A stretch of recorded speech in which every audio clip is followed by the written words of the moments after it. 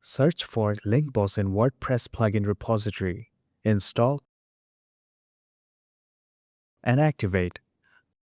Copy website WordPress installation URL. Log into app.linkboss.io, then click on New Site. Paste copied site URL here and click on Create. Click on Configure. Copy the API key. Paste API key here and click Save Settings.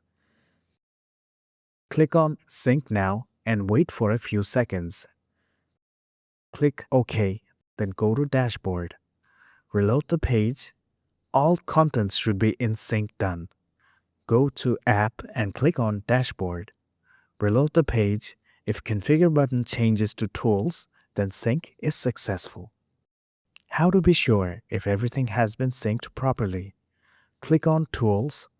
Go to Site Report.